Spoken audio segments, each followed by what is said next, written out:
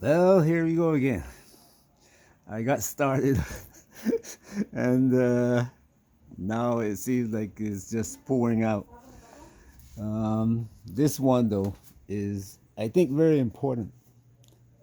At least I hope you see it as important and pay attention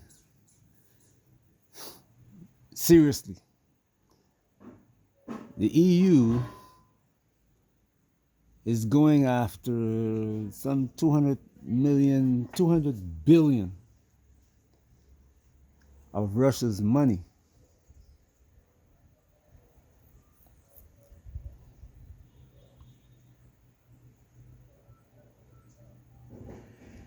America is also going after the money, but America is not going after it in the same manner as the EU is going after it. And I talked to you about that before, how America is saying to Russia, look, let's make a peace deal. What we'll do is give us 100 billion to invest in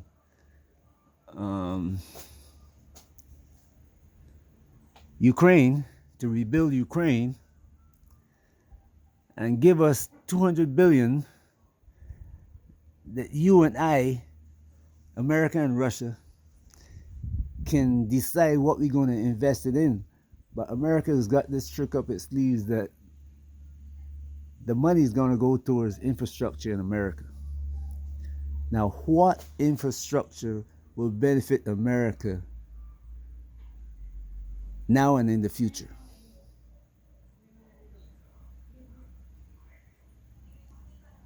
Data centers.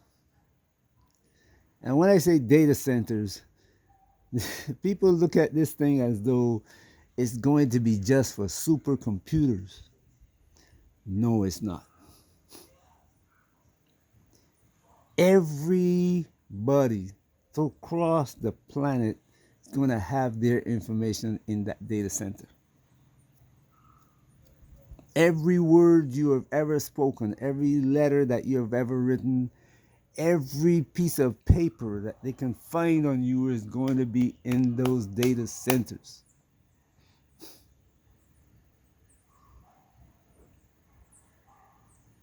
I pause to let you think about that carefully.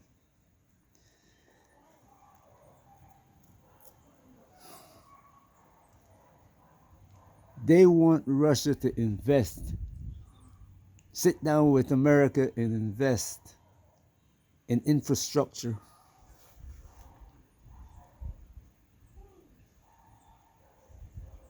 Russia's money now, not America's money joined with Russia's money. Why? America as a nation is broke. We all know that. This is a manipulation of the currency and all that. But we know that. Some will take it for granted, some will accept it, some will argue, no, it's not. That's not how I do things. I look at the reality of it. When you owe 37 billion, shoot, that was 1960. When you owe $37 trillion,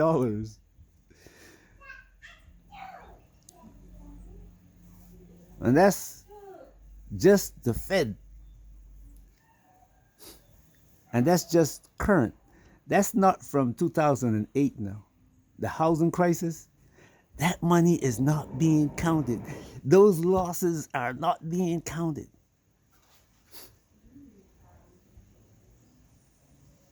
If they put those on the books,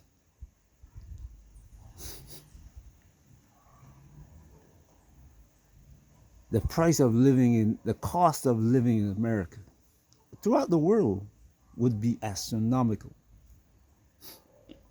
But anyway, we're going off to a different subject. America is broke, the Europeans broke, and they're both going after the same money. Now, on the other side now, the Japanese were supposed to, all the money estimated that they were going to make, I think it's 600 and something billion, America had already put hands on that and said, you're going to invest that in America infrastructure. And the Japanese are waffling, and I heard some people talking the other day, and one guy made sense to me because I've seen it happen before. The Japanese are going to keep talking and keep talking and keep talking and keep talking, and then eventually they might invest maybe 50 billion out of that 600 billion. And it might be building a car factory in America or something like that. But the other big buyer now used to be the British now. All the money that they're trying to wash, the money that they're trying to launder, be invested in American bonds, loan back to America. As long as the money coming in America, hey, MI6, we are good with that. Fleet Street, we're good with that.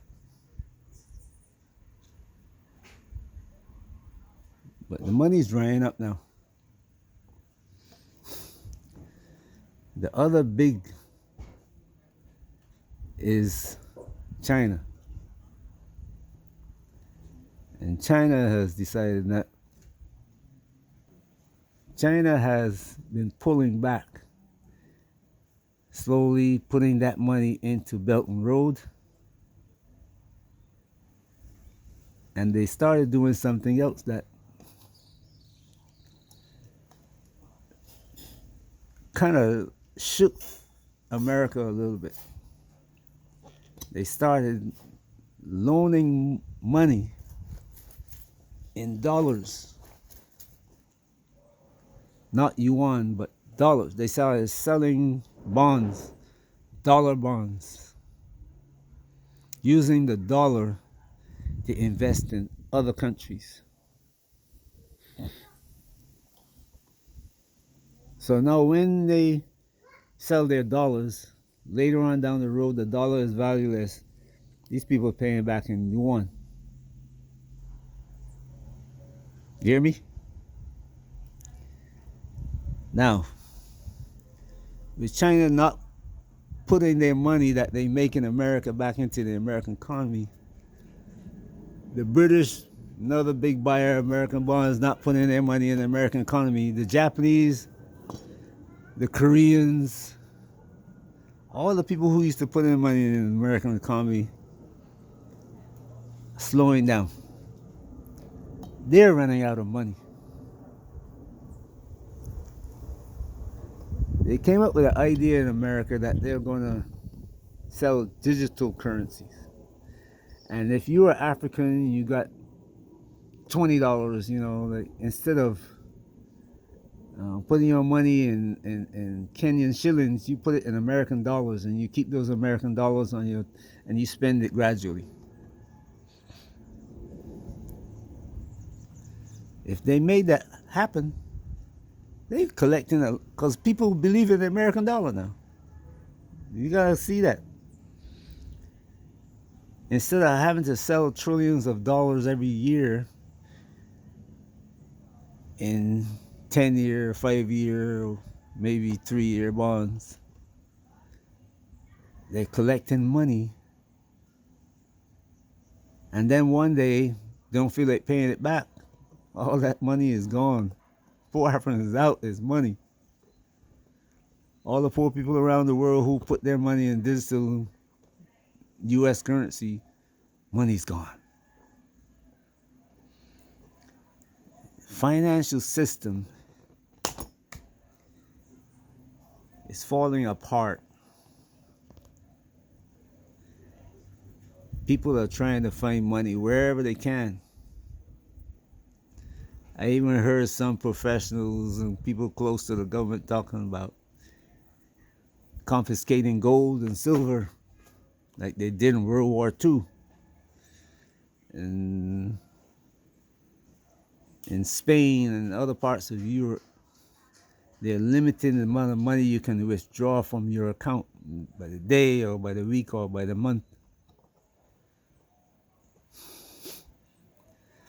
And no, you don't hold cash. A lot of places, a lot of countries, you don't hold cash. You get paid by your digital currency. Goes straight into your bank, goes on a card. The other day I told you, no matter what happened, if money crashed, nobody's gonna go back to trading in shells and rocks. It's either barter or the money you have in your pocket, silver or gold. If you have paper dollars in your pocket, people are gonna trade you for the paper dollars because somebody else is gonna take that paper dollar to purchase. So it's gonna keep on circulating. The local currency will keep on circulating because people know their local currency. But when the digital currency is turned off, your money is gone. And slowly we are getting there. If you are not watching this, you can end up losing everything you got. I told you a story about my great aunt, uncles, and grandparents. Me seeing them putting money in a Milo can or Ovaltine can under the cellar, as they call it, or in the backyard. Some even kept it in the pig pen because if the pigs don't know you, you go into that pig pen, they will eat you.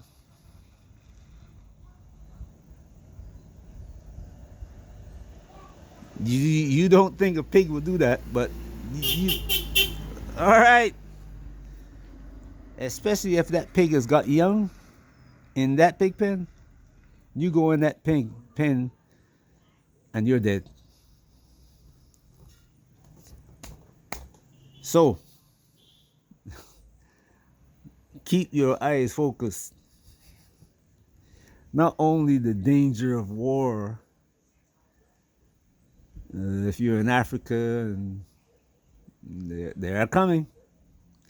I started out with the story last video about how the Europeans is being blamed on Ukraine, but all of them are involved. This tanker was supposed to deliver fuel to Senegal, which will be going to Mali.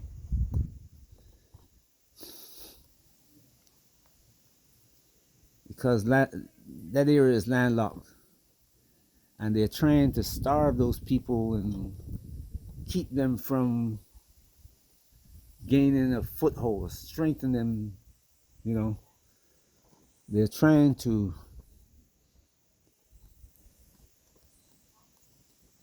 prevent them from surviving and let the terrorists that they're training destroy the country.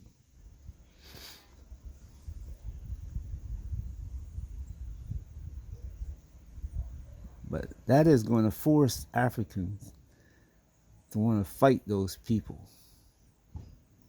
And after they get through with that, the war is going to be at Europe's door. Because Africa is going to forge an army. And they don't realize what they're doing until it's going to be done. It's like America kept stressing China until China forged their army. And now America is looking at in every war game that they can, every scenario, except nuclear weapon, lost against China. And you can see how Europe is going against Russia. So, it's not just the war, it's the money. And Africa has got a problem, another problem with the food, that the foolish leaders are not even attempting. I mean, they had 3 years in which to work on making themselves self-sufficient in food, and they wasted it. That was one of my first videos I made about Africa being self-sufficient in food. And I spoke directly to the leadership and said, you got to make Africa self-sufficient in food because the Europeans are going to come after 3 years.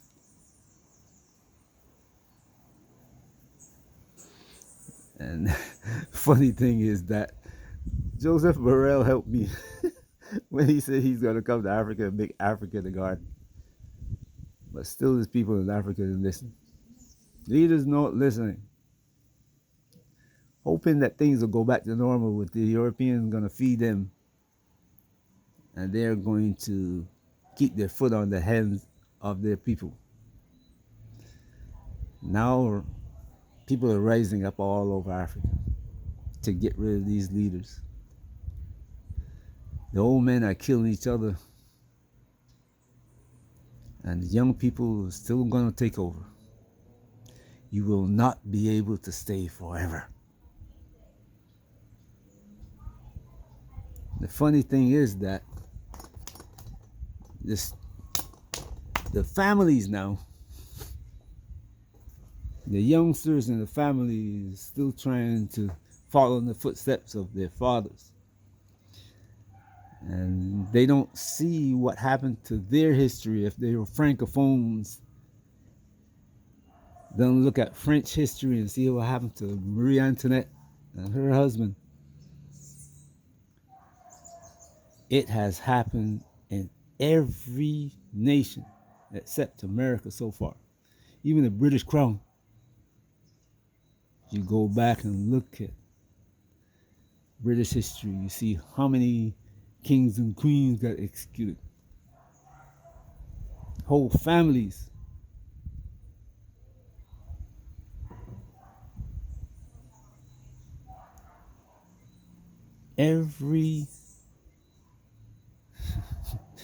Listen, I'm not going to repeat that.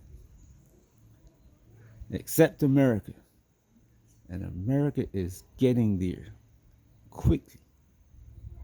You think what's going to happen with Trump is going to end with Trump? Nope. Civil war is coming to America. And this one will not end up with forgiveness like the past civil war in 1865. Nope.